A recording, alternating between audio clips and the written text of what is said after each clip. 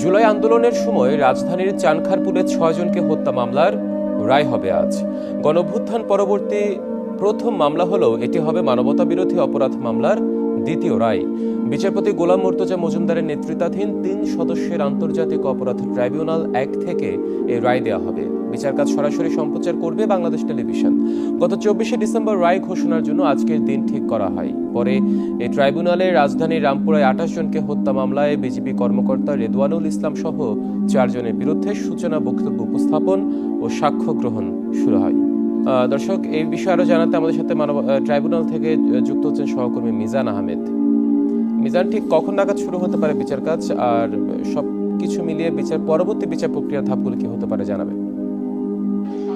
যেমনটি আপনি জানাচ্ছিলেন দর্শকদের, আজকের এই দ্বিতীয় রায় ঘোষণাকে কেন্দ্র করে কিন্তু আন্তর্জাতিক অপরাধ ট্রাইব্যুনাল এবং সুপ্রিম কোর্টের আশেপাশের এলাকা নিরাপত্তা চাদরে মুড়িয়ে দেওয়া হয়েছে। র্যাব, বিজিবি এবং সেনাবাহিনীর সতর্ক প্রহরার মধ্য দিয়েই কিন্তু আন্তর্জাতিক অপরাধ ট্রাইব্যুনালের মধ্যে প্রবেশ করছেন গণমাধ্যম কর্মী এবং মামলা সংশ্লিষ্ট আইনজীবীরা। আর এরই মধ্যে আমরা দেখেছি আন্তর্জাতিক অপরাধ ট্রাইব্যুনাল ১-এর ২ জন বিচারপতি কিন্তু চলে এসেছেন এবং চেয়ারম্যান বিচারপতি আসার পর কিছুক্ষণ পরই হয়তো এই মামলার আনুষ্ঠানিক রায় ঘোষণাটি শুরু হবে। তবে আপনার মাধ্যমে দর্শককে আরও জানাতে চাই, গত বছর ১১ আগস্ট চিফ প্রসিকিউটরের আনুষ্ঠানিক বক্তব্য উপস্থাপনের মধ্য দিয়ে কিন্তু এই মামলার বিচারিক কার্যক্রম শুরু হয় এবং ওই দিনই রাষ্ট্রপক্ষের প্রথম সাক্ষী সাক্ষ্য দেন আন্তর্জাতিক অপরাধ ট্রাইব্যুনাল ১-এ এবং টানা ২৩ দিন ২৬ জনের সাক্ষীর সাক্ষ্যর মধ্য দিয়ে বিচারিক কার্য সমাপ্ত হয়। এর মধ্যে রাষ্ট্রপক্ষ যেমন সাক্ষী দিয়েছে, ঠিক তেমনিভাবে আসামি পক্ষ ২ জন সাফাই সাক্ষী কিন্তু আন্তর্জাতিক অপরাধ ট্রাইব্যুনাল।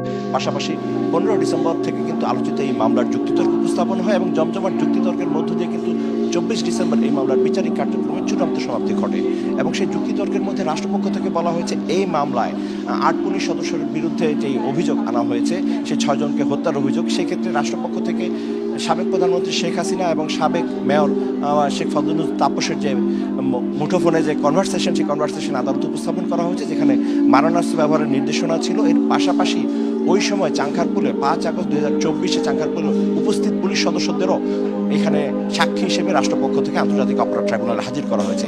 পাশাপাশি আসামি পক্ষ থেকেও কিন্তু আইনি যুক্তিতর্কে তারা বলার চেষ্টা করেছেন যে যেহেতু নিম্ন স্তরের পুলিশ অফিসারদের এখানে কারাগারে রাখা হয়েছে এবং এই মামলায় আসামি করা হয়েছে, তাদের কাজই হচ্ছে কিন্তু উপর পক্ষের যে নির্দেশনা, সেই নির্দেশনার বাস্তবায়ন। আপনার মাধ্যমে আরেকটি তথ্য জানাতে চাই, এখানে সাবেক ডিএমপি কমিশনার হাবিবুর রহমান, সাবেক যুগ্ম কমিশনার সুদীপ চক্রবর্তী সহ এখানে যে ৮ জন আসামি রয়েছে, তার মধ্যে কিন্তু শীর্ষ ৪ জনই কিন্তু পলাতক রয়েছে।